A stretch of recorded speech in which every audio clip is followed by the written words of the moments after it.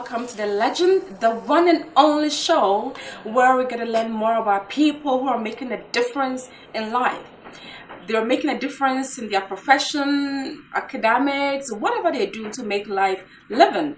Today we have a special young man, very handsome actually, and he lives here in Toronto. I'm quite sure that you can't wait to meet this young man. He has a lot to share with us actually. All we can see right now is the glory shining around him, but he has a story to tell. I'm quite sure that you want to learn more about him, so stay tuned. When we come back, we are going to meet Francis.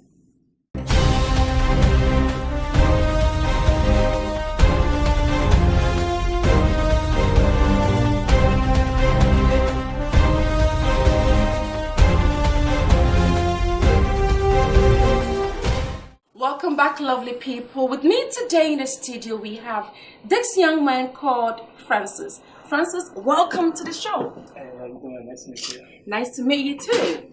So, who is Francis Atta? Tell us a little bit about yourself. Who is Francis Atta?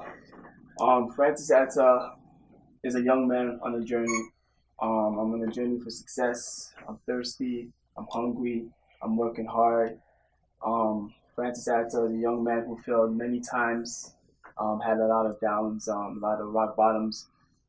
Francis Atta is a man who believes in God, a God-fearing man. Francis Atta is a man that's trying to make a life for himself and others in the communities, trying to inspire everybody around me and trying to do the work that God has blessed me to do. Wow, that's a lot. I don't even know which one to pick, but anyway, so how was growing up? Growing up, it was very rough. You know, you said trust your struggles. My struggles made me the man I am today. I have a very big family. Every time I tell people the number, they go crazy. You know what I mean? I got 17 brothers and sisters. 17? 17 brothers and sisters. Like seriously? Yeah, seriously. I always get that reaction, and you know that was one of the biggest blessings in my life because growing up in such a big household, you have to learn so much things to be able to survive, right? So you know we have to learn how to do laundry, we have to learn how to cook, we have to learn how to fend for ourselves, right? Because I had a single parent. My dad was raising us up by himself, so we had a lot of stuff that we had to do to survive and help my dad in order to help ourselves as well. So, so growing up, I was raised in Jane and Finch, Toronto. Everybody knows that that's one of the most craziest part in Toronto. Okay, so hold on there. So you grew up in Jane and Finch, Yes. right? So we know a lot about Jane and Finch with the shooting and the gang and stuff like that. Mm-hmm. So how were you able to make it in Jane and Finch? I was able to make it because I picked up an extracurricular activity. I started playing basketball, and that was actually one of my lifesavers. It really saved my life. And I always tell people and all the kids around me, pick up an extracurricular activity, whether it's joining the chess club or whether it's playing basketball or sports, whatever you're gonna do, just pick something so that you don't, you're not bored and you start doing things that things doesn't distract you and get yourself in trouble. So because I played basketball, I was able to have some entertainment, make some friends, make some good connection, build some relationships, and be able to stay out of trouble. Wow. So I'm quite sure that people know you, a lot of people have heard about you and stuff like that. I didn't really introduce you with what you do because I was just waiting for you to tell us what you do. So what do you do? I do a lot of stuff in the community. I'm a motivational speaker.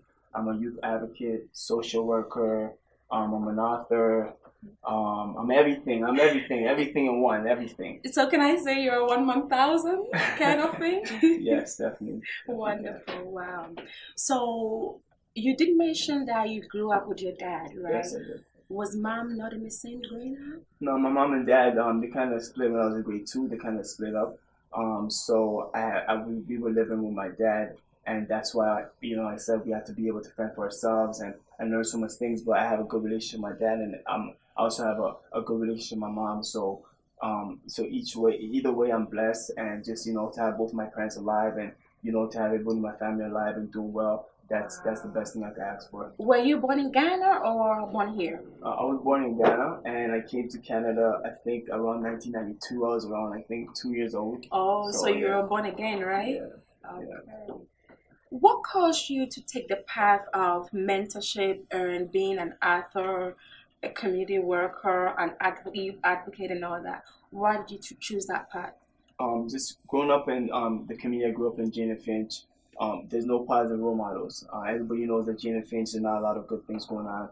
And for me, myself, I have a lot of brothers and sisters, and I have a lot of friends, and we lost a lot of friends and a lot of brothers and sisters as well.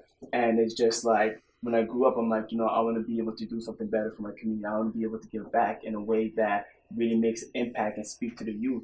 So it was then that I started to say, you know what, I gotta fix myself first, right? You know what I'm saying? If you want to help people, you gotta start helping yourself. So I said, I gotta start helping myself. I gotta fix myself so I could be able to help back and give to my community. So, and I know that actions speak louder than words. So I had to start doing the things I want to do so that people in my community could see, so that they could do the same thing.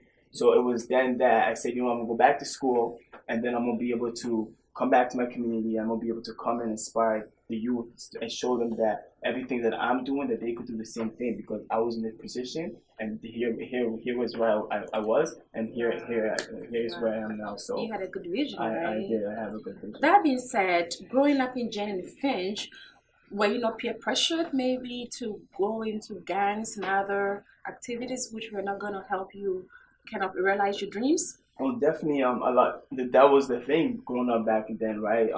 Just in the community alone, there's a lot of gangs and stuff, and you could join anything you want to join. But I was very, very blessed and fortunate that there's a lot of people in the gang, and they saw something better for me. They're like, if I was drawing to them, they're like, Francis, this is not your lifestyle. Go back to school, go back to playing basketball. Because I was known as a kid that used to play basketball. So every time I used to even associate myself with those negative people, those other older guys used to just push me back and be like, Francis, this lifestyle is not for you, right? So even though we didn't have all these positivities around us, we had some people there that still believe that the kids are the future, and they always usually just push us back to go to school and to just do the things that we want to do. So does it mean that even though you had your own dreams and you were very determined, you kind of swayed along the line at some point? 100%. We are a lot of us sway. It's so hard, right? And not to, with all just not having the proper just not having the proper role models, right? My dad was too busy to take care of all of us. Right, so sometimes you're a kid and you're craving attention and you're not getting attention. It's just so easy for you to just stray along, to get yourself, with the wrong influence, and that happened to us a lot, right? But just luckily that, like I said, there was always those older guys there. They used to just push us back into the light and be like, this is not a lifestyle, this is not for you, right? But a lot of us did, and a lot of my friends that end up in joining gangs and stuff, a lot of them are dead or a lot of them are in jail, and they're just different.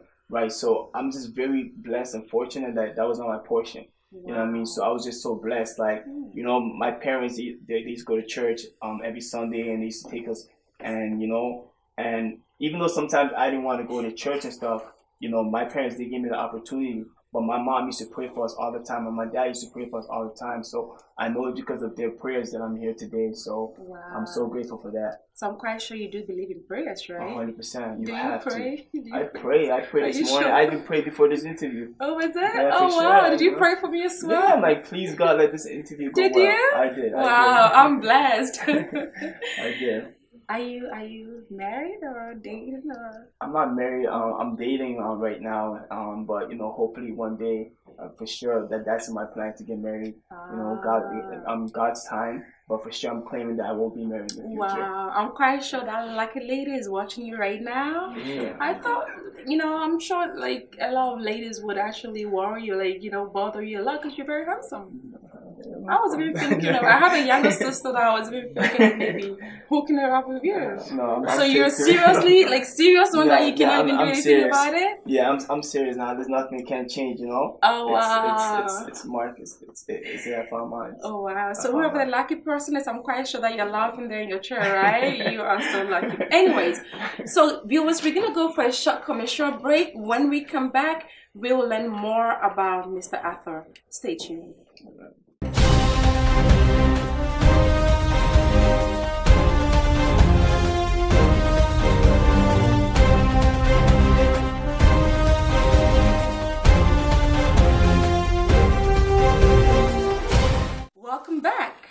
legend. If you're just joining in, we have here Francis Atta, a smart, intelligent, handsome, and a guy who is making a difference in his career.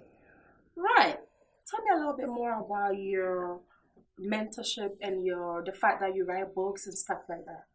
Definitely. I wanted to make a difference and change my community. I think in around 2012, and that's when I started my organization Keys, which is an acronym stands for Knowledge and Equity and Success. So it's basically a motivational speaking company, and we'll go to different high schools, different community centers, different events, and we do a lot of workshops with kids. We just uplift them and just help them find the confidence and the motivation in themselves that they could do anything that they really want to do. To bring out the best in them, right? For sure. Wonderful. And what did you say was the acronym for your company's name again? Knowledge and Equity and Success Keys. Keys. Yes. Oh, wow. Yeah. Did you dream about it, or did it just come, from someone? How did you it was hard, They said the best ideas comes when you're taking a shower, and I got the acronym. I was taking a shower, and I was thinking about the acronym. I was just thinking about just positive things. I'm like, what shows like positivity? I'm like, Keys like opens doors, right? Wow. And I'm thinking about like nobody could close your door and all this kind of stuff. And I'm just like, I like keys. Let me try to make something out of keys. And I was thinking about all these acronyms and just knowledge and effort your success.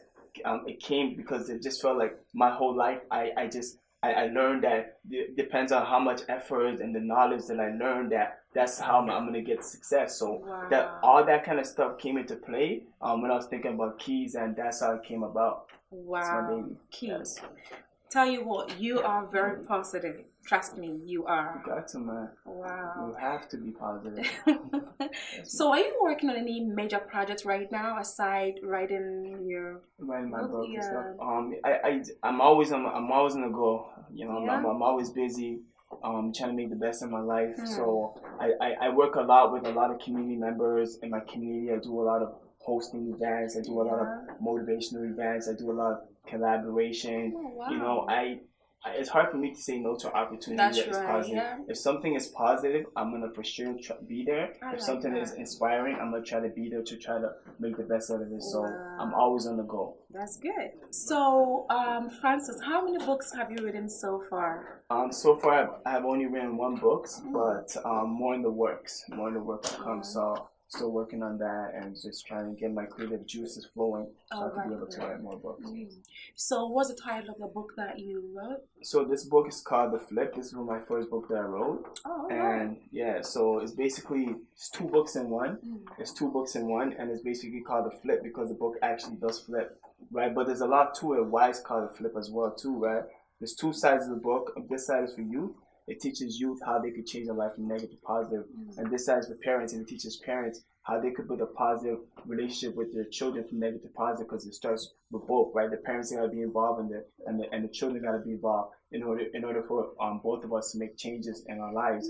And it's also called a flip because in these books, I share my personal experiences of what I went through in life, from all the negative things I went through, and how I was able to flip them from negative to positive. So I spoke about having negative friends and how did I change that to becoming positive friends. I spoke about how I was getting bad grades in school and how I was able to flip that from negative to positive. So everything in here, all the scenarios, all my experiences, and all the things that a lot of youth are going through, it teaches them how they can change their life from negative to positive no matter where they are.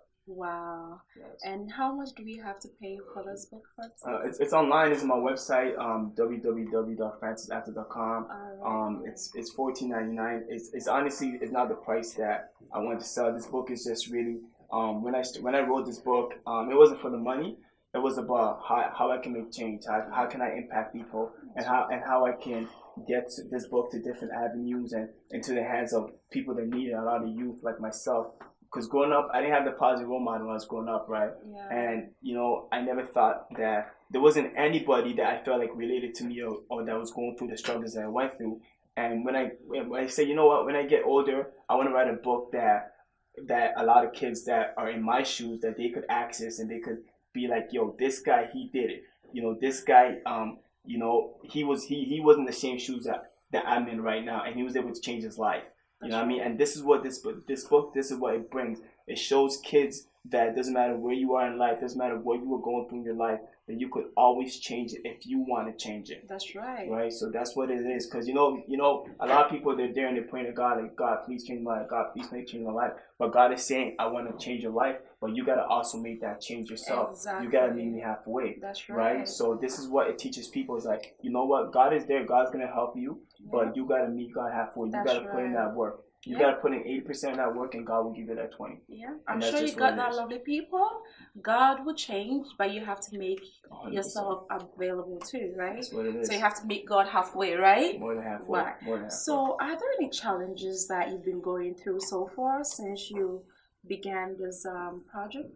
Yeah, I feel like there's a lot of challenges, and not only in my life, but like when I speak, I like to I'm an advocate. I like to advocate for like, you know, like my young black brothers out there, or just young people in general. Like just a lot of challenges that we face, like in our communities and in our neighborhoods. Like for instance, like, you know, sometimes I go to like all these different malls, like Farm Mills or Yorkdale, and then I see like all these, you know, different people and they're working. Then I go to my community and I see like there's no jobs for the youth in my community, and I'm like saying like, no wonder there's all these, you know, all these trouble going on. Like there's no job for these kids. Like, so like that's one of the challenges that a lot of youth in my neighborhood face. There's no jobs there. There's no opportunity. There's no opportunity. Then we're trying to create opportunity for ourselves, and that's when we start, you know, selling drugs or doing all these negative things that we don't want to do. But the system is made for us not to make no money to be successful, right? So we're trying to work hard, trying to make money for our family and our friends, and like, you know, we live in like the poverty neighborhoods, and like our parents, they have to work so hard and to make money, and they don't have money to give us. So now we have to go out there and try to make money for ourselves. That's right. But then when you go to other neighborhoods, like all these other rich neighborhoods, and you see all these kids, they're working, but then you come to Jane and Finch or any other party neighborhood, and there's no opportunities for these kids. Right, so we need to start making opportunity for these kids.